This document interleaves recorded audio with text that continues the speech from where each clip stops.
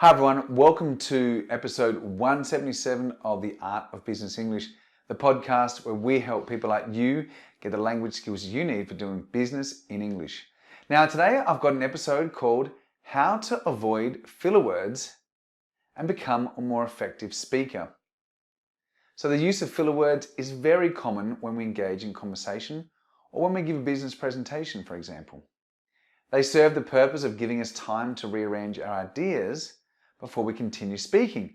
But, unfortunately, they diminish the impact of the message we are trying to convey. So, today I'm going to share with you some tips to avoid using these words and to become a more effective speaker.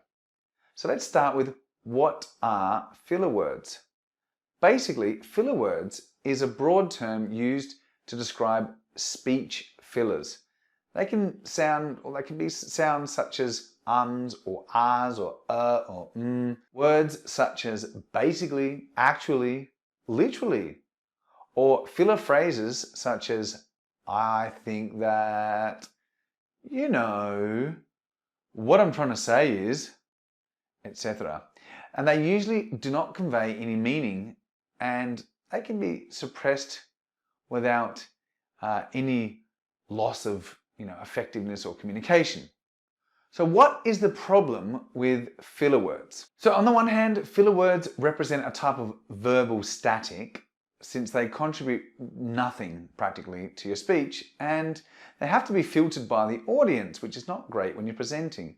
So in this sense, they can become a communication barrier, especially if they're repeatedly used, which is common with some speakers or common with some presenters or people in meetings. Actually, it can get quite frustrating when people are always umming and ahhing. And often people are, I can't stand people who always repeat. Do you know what I mean? Do you understand what I mean? You know what I mean? You know what I mean? Oh, God. Kill me now. On the other hand, the abuse of filler words can damage the credibility of your speech, as I just mentioned, because they tend to be perceived as a lack of preparation, and this is not great when you're presenting.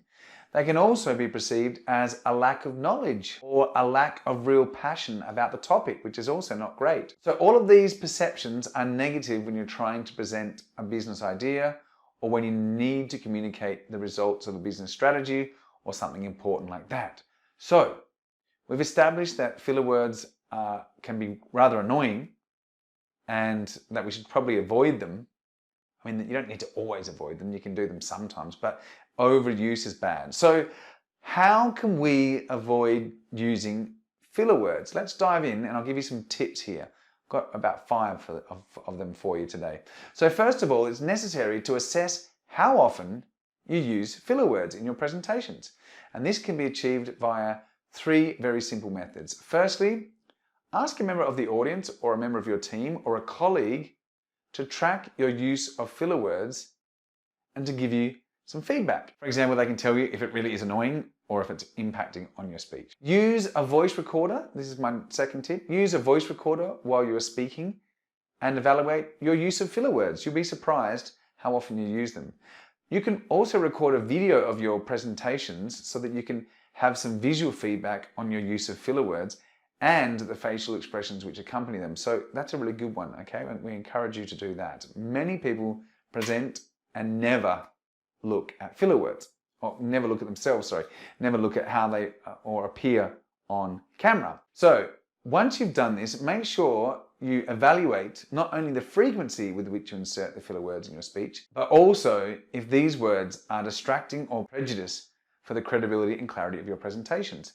Now, number 2, it's also important to understand the reasons why you are using filler words in order to avoid them. Like I mentioned before, these words usually give us the opportunity to rearrange ideas, but unless you are engaged in a conversation and want to signal to the other person that you have not finished speaking, they are generally meaningless. Okay, so you can use them to signal that you are still talking. So you say, well, so what I want to lead with is, okay, so you can do that to show or indicate in a meeting that you're still delivering an idea or a thought, but pausing and going, oh, okay, well, yeah, this can be very annoying. So when you're giving a presentation, it's true, it is perfectly normal to make a pause before continuing to express your ideas. And you can use filler words a little bit, but a little bit of silence for a few seconds also conveys that you're thinking without giving the impression that you're unprepared.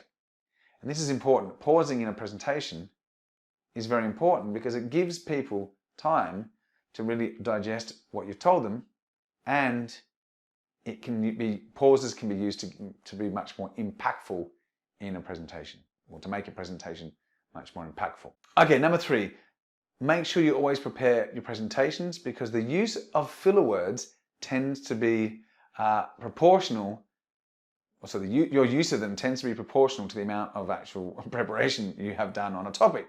That is to say that if you are improvising a speech, your brain will then have to create the ideas on the fly or on the go, instead of basically recuperating or recovering them from memory. And you'll feel more compelled in your presentation to fill in the time with these filler words. Furthermore, a lack of preparation can produce nervousness, and this will basically give you the impulse to speak faster. And then when you don't know what you're going to say, you're more likely to stop and start using filler words, because your brain can't keep up with the pace of your thoughts, or your thoughts can't keep up with the pace of the presentation. Okay, tip number 4, when you prepare a presentation, make sure to avoid cramming in too much stuff. You need to be realistic about the time constraints, and make sure you haven't prepared too much content on a presentation, or you'll be driven to speak faster and your brain will be working harder to keep up. So keep the content limited, and this will give you the opportunity to slow down, and basically this will reduce your temptation of using filler words. And then you'll be able to speak more easily, and your audience will be better able to understand you, and it's a win-win for everyone. Okay, number 5, my last tip here is, ever so often you should monitor your progress by stepping back and performing the assessment that we did in tip 1. So like, you should go back and keep practicing the recommendations that I'm giving you. You could record yourself after a few months of practicing and seeing if you're improving, and that way you get the sensation that you're actually progressing. Or maybe you need to work harder at improving your avoidance of these words. See, I just used one earlier, but it doesn't always. It's just overuse of filler words. Okay, so my final thoughts. Basically, there you have it. Those are my 5 tips which will help you to avoid using these filler words and becoming, therefore, a much more effective speaker. Remember that these sorts of speech interferences are natural, and a little bit of them is okay, but you can overuse or abuse of them may damage the impression that you're trying to give to your audience, and it's probably going to affect the clarity of your message. So practice these tips, be patient, and implement these strategies so that you will stop feeling the need to use filler words, and the impact of your presentation should improve greatly. And as always, if you guys have any questions, please post your comments or thoughts over at the blog at The Art of Business English. You can contact us on a Facebook page or wherever you can find us on social media, or over at our YouTube channel if you're watching the video. And yeah, if you have any questions, make sure you post them there. Don't hesitate to share this episode with your friends. It's always appreciated. And of course, stay tuned for more episodes of The Art of Business English, because we've got more stuff coming up on presentation skills, as at the moment we're working hard on a new program called Powerful Presentations. So I'll see you all next week, people, on The Art of Business English. Take care. Bye for now.